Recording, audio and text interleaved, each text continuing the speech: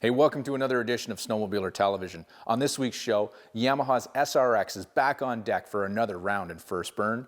Then we look back at a couple of events that were COVID casualties this past fall, and we answer the question, just how does a new snowmobiler go snowmobiling?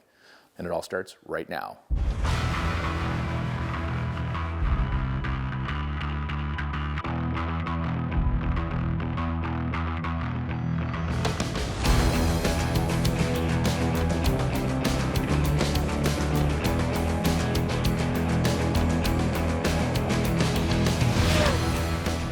STV is brought to you by Yamaha, revs your heart. Polaris, think outside. Ford F-Series, Canada's best-selling line of pickup trucks for 55 years. Tough, smart, capable.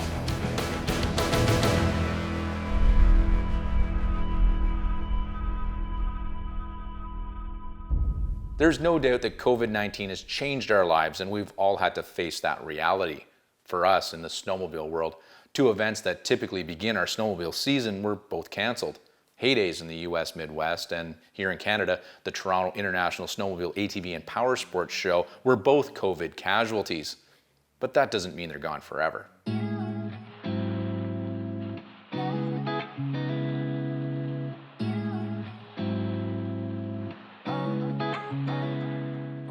The Toronto International Snowmobile ATV show is the world's largest indoor snowmobile and ATV show. It's a great event. It's where the whole marketplace meets at one place, one time, everything from manufacturers and dealers right on down to clubs, ATV clubs and snowmobile clubs. For 33 years now, we've been operating this trade show 2 weeks after the Canadian Thanksgiving in mid-October. And it is by far, it just keeps growing year after year, and we've made it into more of an event than just a trade show. We have everything from like racing, freestyle motocross, freestyle snowmobiles, and ATVs, backflipping in the air. There's a lot of great things to do at this show. It's more than just a trade show, and it's fun for the whole family. To say that the 2020 show, having to cancel it this year was a major disappointment for us here in the office is an understatement. It was a major disappointment for the entire snowmobile and ATV community. We believe that we could have safely opened the show. We know that we can make it as safe as large box stores or shopping malls. However, under the guidance of the Ontario government, they were not allowing that to happen this year, which was it was sad for all of us, but you know, moving forward, and we're excited for next year. For us, having to postpone the show for one more year until 2021 allowed a lot of us to move around within our company. We also produce On Snow magazine, and we also do Snowmobiler Television, as you know. And so we're having a lot of fun with that. So we've been busier on the other side and learning what the other guys do. So it's been a great experience, as good as it can be. The Toronto Snowmobile and ATV show is going to be very similar, if not exactly the same as what it once was. We're expecting a bigger show again. We were in the middle of planning our largest show ever before we had to hit the pause button in 2020. And that's going to continue through to 2021.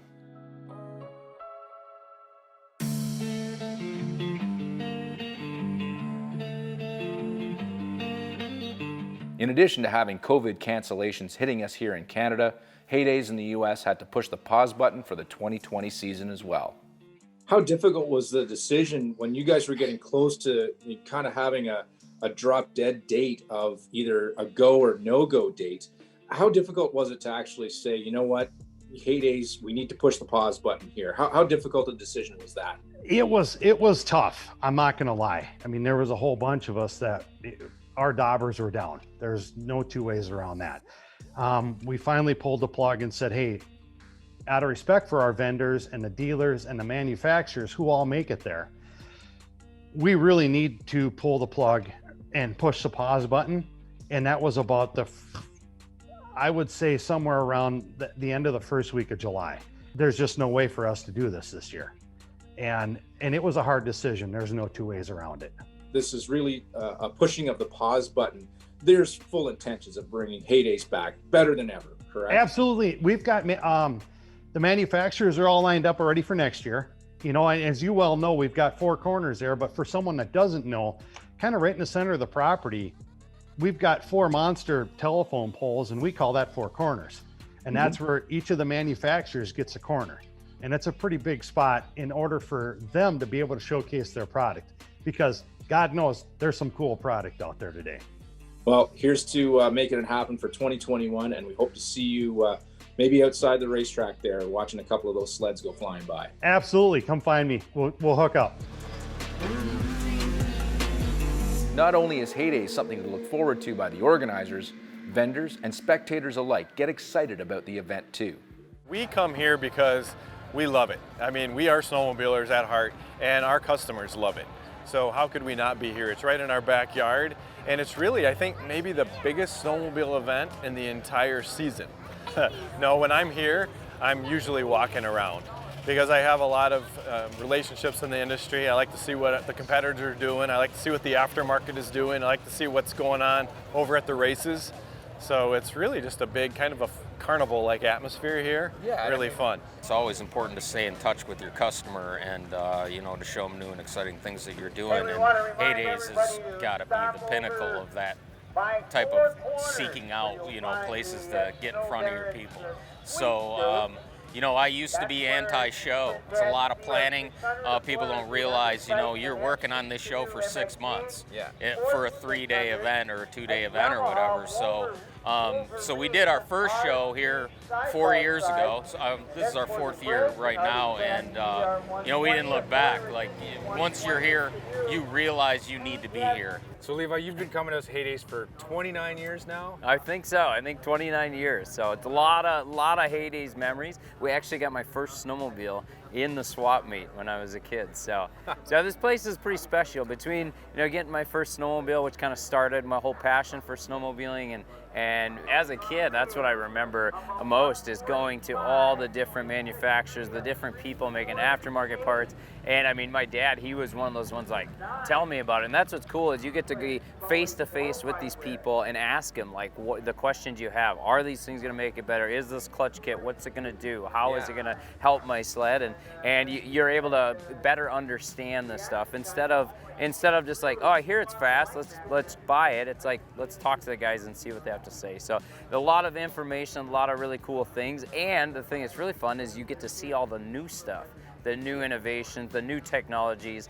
And that's what's really, really cool for me now, is going around and going, hey, that's cool, I haven't seen that before. And great to meet folks too, right? Oh, absolutely. That's like probably the highlight for me, is we're fortunate enough to be able to go to Polaris and some of the other sponsors that we have, and we'll do autograph sessions.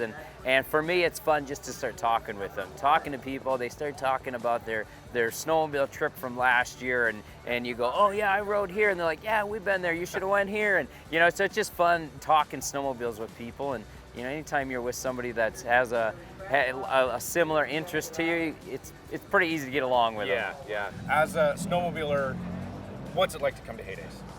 In 2 words, it feels like the first ride of the season. You know, like it's HayDays. It's something. It's big. It's one of the biggest even. And if you're like a die-hard snowmobiler, you have to go to HayDays to see like all the new things from the industry, seeing all the new builds for snowmobiles and stuff, and it's a one-point place with every every manufacturer at the same place. So it's an awesome place. There's a ton of stuff that goes on here. Oh, absolutely. There's first of all, you get a chance to see the new vehicles that are being offered by the OEMs, and you get to also network with the OEM manufacturers, sales representatives, and so on.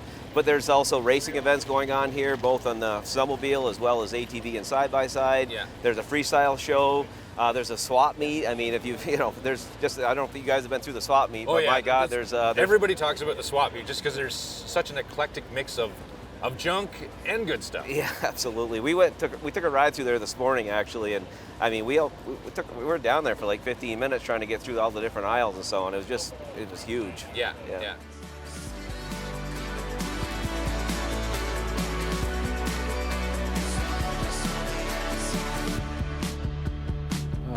How am I going to get this across the border?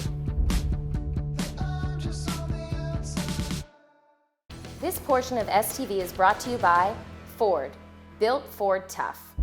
For this season on STV, we're changing the name of the part of the show that showcases new machines. We're changing it from First Burn to Afterburn. Now, we're still going to do First Burns, but those are going to be broadcast to you on the internet only, and going to be our very first ride impressions that we can give you right from the driver's seat of the machine. You might actually have seen them before. Then we're going to move here to the studio, where we can take the time to drill down on the details of a particular machine to give you a more composed review.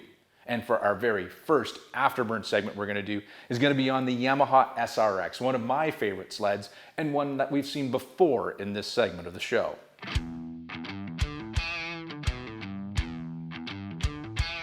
The turbocharged Yamaha Genesis platform has, in my opinion, dropped the mic on the snowmobile industry when it comes to all-out horsepower. And then Yamaha dropped the hammer when they brought back the SRX 3 seasons ago, and it's still at the top of the food chain. And for this year, it's back in blue. Last year, 2020, the scientists at Yamaha decided that the SRX needed to be black for some reason. Now, they were wrong. Even though I realized that the original SRXs were white and red, then they went to black and gold, but I don't remember those sleds. I remember Yamaha blue being the color of Yamaha performance, not black.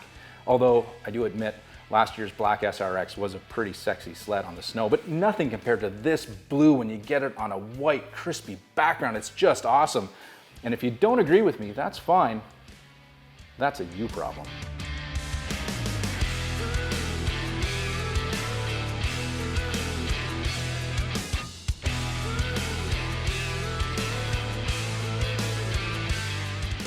After my experiences with the Sidewinders and then the SRX, I can honestly say that this is the sled that elevated four-stroke snowmobiles in my head.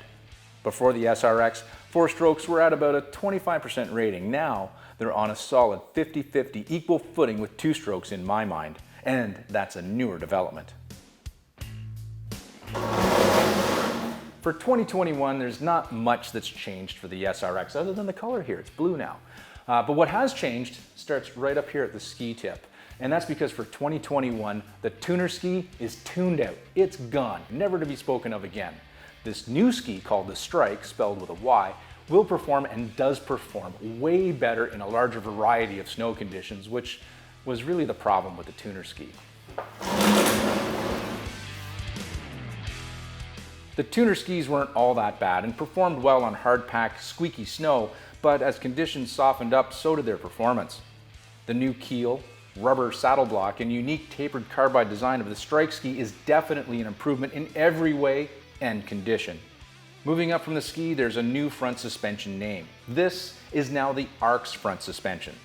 The change is where the ball joint of the lower control arm attaches to the spindle. It's been moved up about an inch from its previous position. This adds a little bit of ground clearance, but it also lowered the roll center of the front suspension by improving the geometry. All this means there's more bite with the front skis, but that's been balanced out with the lower roll center of the ARX suspension, so the SRX will corner as flat as before. Now, there's that word again, balance, which is one that I've used to describe the SRX before. And a big part of the balance of this package is the rear track, which is one thing that hasn't changed for 2021. It's still a 137 with a 1-inch lug. On the SRX's kissing cousin, the Thundercat, its track has been changed to an 1.25 inch lug. Now, it definitely has more grip, but it also makes the T-Cat understeer a bit more in the corners. Braking is improved with the taller lug, but I'm not sure if these two benefits outweigh the compromise in balance mid-corner. I prefer to back up my braking zone just a little bit and use the slip of the track to make the back of the sled a bigger part of the mid-corner experience. Then, off the corner, while still feeling the effects of a little oversteer, the power of the SRX and the track speed it generates, I feel, overcome the 1/4 inch smaller track. Another thing that hasn't changed is the gauge package on not only the SRX, but also the rest of the Sidewinder line. Personally, I really don't mind it, and I don't spend a whole lot of time looking at it anyways, and when I do, I can get the information I want, like what mode the suspension is in, or what my engine temperature's at if I'm in concerning conditions, but yeah, it does look a little dated. Anyways, I'm gonna shut up for a second so we can show you some spectacular images of this blue SRX in action from Yellowstone.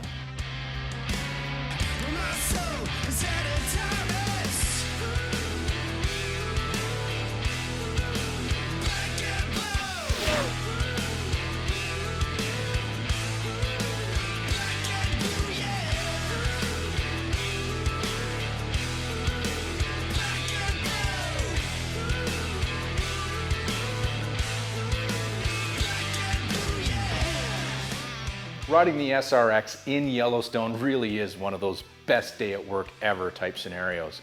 Now, I also know that a sled like the SRX isn't for everyone, and there's always going to be some of you out there who think a sled like this is maybe too heavy, or it's got too many strokes in the engine cycle, or maybe it's simply the wrong brand for you. And that's fine. You're entitled to your own opinion, even though it's wrong, because for me, the SRX is a machine I'm in love with.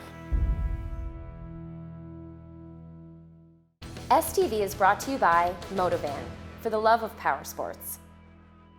So how do you go snowmobiling? It seems like a pretty simple question for most of you watching this show. I bet if you got a call right now by a buddy who wanted you to go snowmobiling tomorrow, there is nothing in the process of going snowmobiling tomorrow that you got to think about. You just know. But what if you've never been snowmobiling before? Put yourself in the shoes of someone like that. So this next segment is all about answering the question, how to go snowmobiling.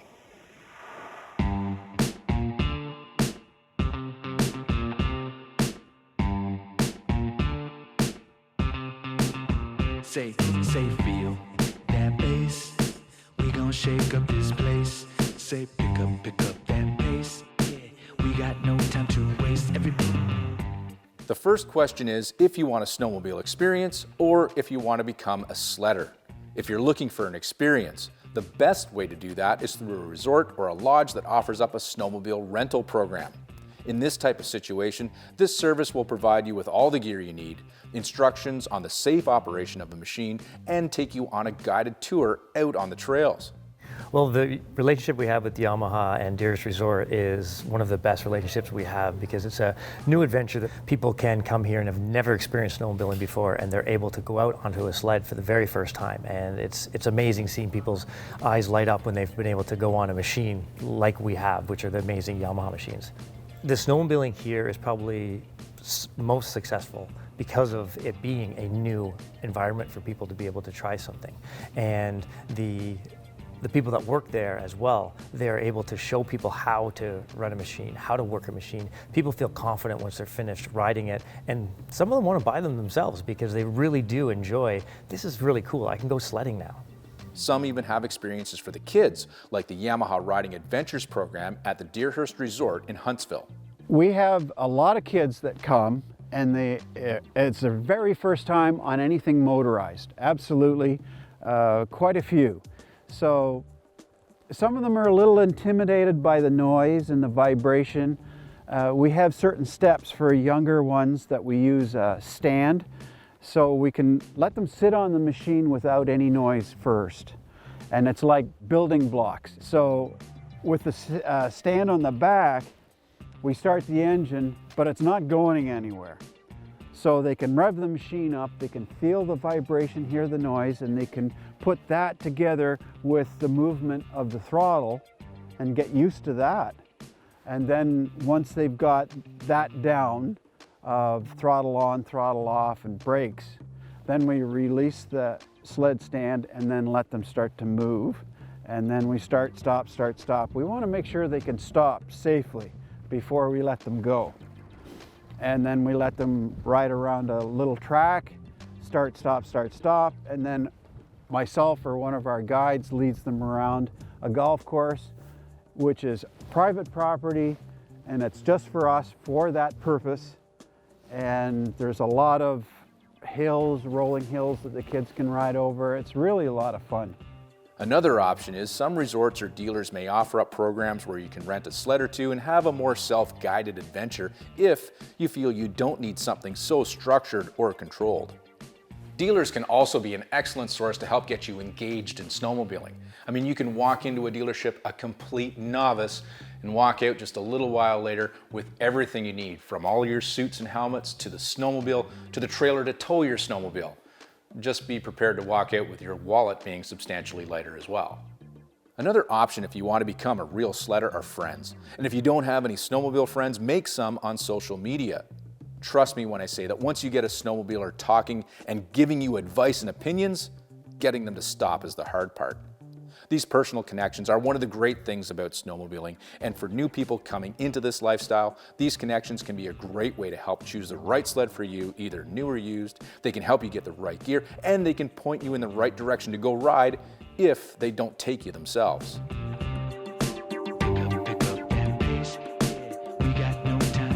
Ain't nobody gotta do for me what I do when I do it so beautifully. All I gotta stay is true to me. Yep, stay winning is a mood to me. Hey, ain't nobody gotta do for me. Yep, what I do when I do it so beautifully. All I gotta stay is true to me. Yep, stay winning is a mood to me. Hey, hey. For us inside this world, we want new riders to get what we get. And for you experienced folks out there, help out where you can, because this year, more than any other year, there's going to be a lot of new riders out on the trails, and they're going to need our help to navigate our world. And for you new riders or potential new riders, I hope you do try snowmobiling, because once you do, I guarantee you won't regret it. Closed captioning is brought to you by Best Western Hotels and Resorts. Yamaha has been a partner of ours for like 22 years now, and for this year they wanted to do something a little bit different, so they're sponsoring a series of tips and tricks that we're going to bring you throughout the season of STV. The first tip is all about hand signals. Now they're a great way to communicate to snowmobilers around you, either oncoming or behind, and you should throw them out whenever possible. But remember, and here's the tip, your first priority should be to maintain control of your snowmobile at all times and never take your hands off the handlebars if you can't stay in control. Say for instance, when you meet an unexpected snowmobile in the middle of a corner.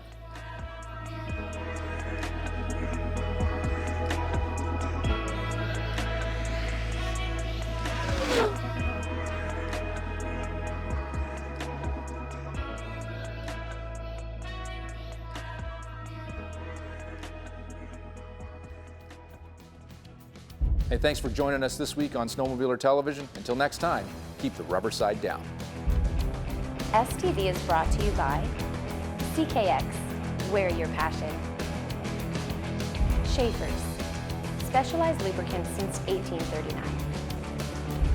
Best Western Hotels and Resorts, ready to get away?